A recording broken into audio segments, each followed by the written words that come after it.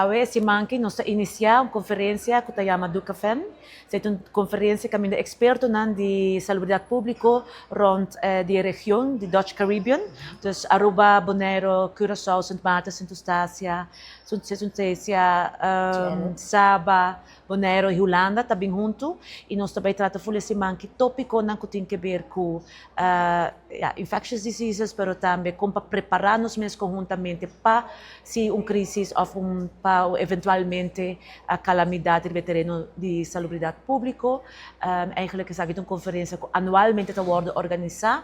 E aqui está na Aruba para host a conferência aqui. E nós estamos orgulhosos que nós temos em total 108 participantes que vêm fora de full região, representar no ministério, no departamento e mostrar commitment para o salubridade pública regional.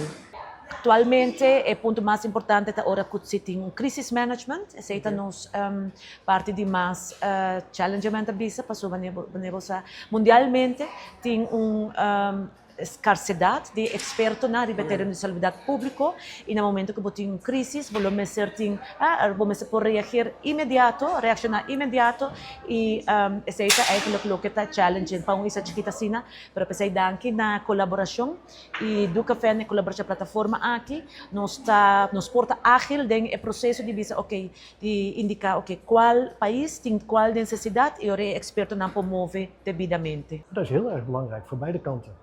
Het is heel belangrijk dat we kunnen samenwerken, niet alleen op infectieziekten, wat we al meer dan 10 jaar doen, maar ook op de hele publieke gezondheidszorg, om met elkaar veel sterker te zijn dan één eiland of Nederland alleen zou kunnen zijn.